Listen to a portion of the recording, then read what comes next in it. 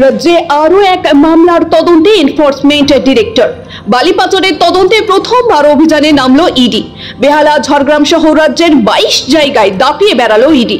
কেন্দ্রীয় বাহিনীর ঘেরাটোপে চলে তল্লাশি অভিযান। আর এই অভিযান নিয়ে তৃণমূলকে বিঁধলেন বিরোধী দলনেতা শুভেন্দু অধিকারী। নন্দীগ্রামের অভিযোগের আঙুল সরাসরি তৃণমূলের দিকে। বলছেন, ভয়ঙ্কর ভাবে বালি তোলা হচ্ছে, কাঁসাই সুবর্ণরেখা কোনো নদীর অস্তিত্বই আর নেই, সমস্ত টাকা যাচ্ছে তৃণমূলের পকেটে। ভয়ঙ্কর অবস্থা, কোনো নদীর অস্তিত্ব নেই। ওই এ শুধু নয়, পুরো যে বালি সিন্ডিকেট, সে আউস গ্রামের লালন হতে পারে, পাণ্ডবেশ্বরের গৌতম ঘোষ হতে পারে, সিউড়ির জাকির হতে পারে, সঞ্জীব পাটোয়ারি হতে পারে। এ বড় স্ক্যাম এবং সরকারের কাছে 20 টাকা রেভিনিউ আসছে, 80 টাকা রেভিনিউ এদের মাধ্যমে এরা সহ পুলিশ সহ ভাইপোর কাছে চলে যাচ্ছে হচ্ছে। এবং কয়লা সিবিআই বন্ধ করার পরে আবার চালু করার চেষ্টা হচ্ছে রানীগঞ্জে, আবার যেটা বন্ধ ছিল আবার প্রস্তুতি চলছে। শুভেন্দুর দাবি, শুধু দল নয়, পুলিশ প্রশাসনের একাংশ জড়িত এই বেআইনি কারবারে। তার কথায় এসপিআইসিরা সব কাজ ছেড়ে শুধু টাকা তোলার কাজে ব্যস্ত। পুলিশ অফিসারদেরকে দামি দামি গাড়ি ভেট দিয়েছে, তার ছবি আছে, সব টাকা ভাইপোর কাছে পৌঁছাচ্ছে এবং এসপিরা সব টাকা তোলার দায়িত্ব আছে, আইসিরা সব কাজ ছেড়ে এই বালির কাজ করছে। শুভেন্দুর অভিযোগ, আসল অপরাধীরা রেহাই পাচ্ছে, অথচ গ্রামের নিরাপরাধ মানুষকে জেলে পাঠানো হচ্ছে। ব্যবস্থা হয়েছে, আপনি যদি তাকিয়ে দেখেন সৌরভ রায়ের ডুপ্লিকেট, আপনার ডুপ্লিকেট এগুলো যদি দেখেন, ভয়ঙ্কর অবস্থা। ডুপ্লিকেট চালান দিয়ে বালি পাচার, এবং এই সৌরভ রায়ের এদের সঙ্গে কমপ্লিটলি ভাইপোর নেক্সাস রয়েছে।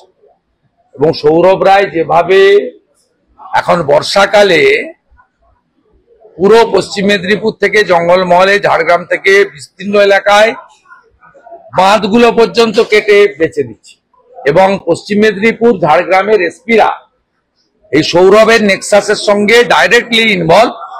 এই তদন্ত আরো গতি পাওয়া উচিত। প্রচুর তথ্য জনগণের কাছে আছে। পুলিশ অফিসারদেরকে দামি দামি গাড়ি ভেট দিয়েছে, তার ছবি আছে। এদের বিরুদ্ধে আরো কঠিন ব্যবস্থা তদন্তকারী সংস্থা নেবে, প্রয়োজনীয় তথ্য জনগণ পাঠাবে ভয়ঙ্কর ভাবে। এবং লালগড়ের আইসি এই সৌরভ রায়ের জন্য পুরো একটা গ্রামকে জেল খাটিয়েছে। আপনি চলুন লালগড়ে, আমরা এমএলএ টিম আমরা অভিযান নামবো এবং গ্রামকে আমরা যাব। ইডির হানার আবহে শুভেন্দুর এই মন্তব্য বিজেপির কৌশলকে স্পষ্ট করেছে। আর সেই কৌশল হলো জঙ্গল মহলে মানুষের ক্ষোভকে সংগঠিত করতে চাইছে গেরুয়া শিবির। এদিকে বালি পাচার প্রসঙ্গে চুপ থাকেনি আইএসএফ বিধায়ক নওশাদ সিদ্দিকীও। নাম না করে টেনে এনেছেন কালীঘাট প্রসঙ্গ।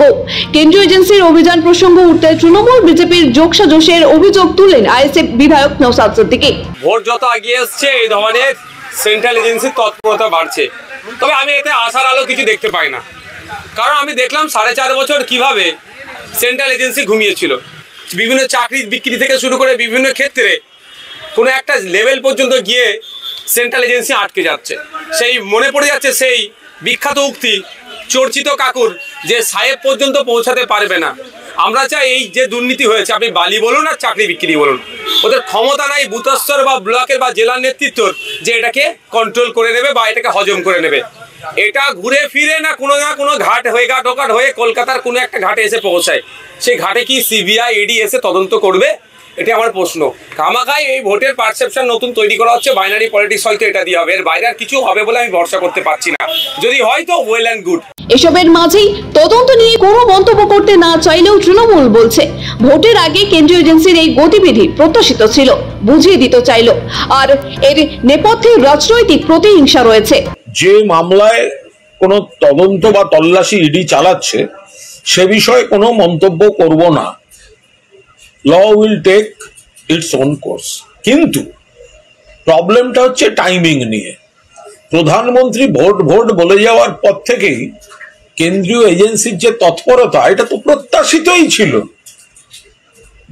এটা বরং আরো এই সময় এদের গতিবিধি এটাতে তো সেই অভিযানটার গ্রহণযোগ্যতা, বিশ্বাসযোগ্যতা, সেটা নিয়েই মানুষের প্রশ্ন উঠে যায় যে এইবার ভোট আসছে, প্রধানমন্ত্রীও বলে গেলেন ভোট ভোট, তাহলে নিশ্চয়ই এইবার কেন্দ্রীয় এজেন্সিগুলির একটু গতিবিধি খবরে আসবে।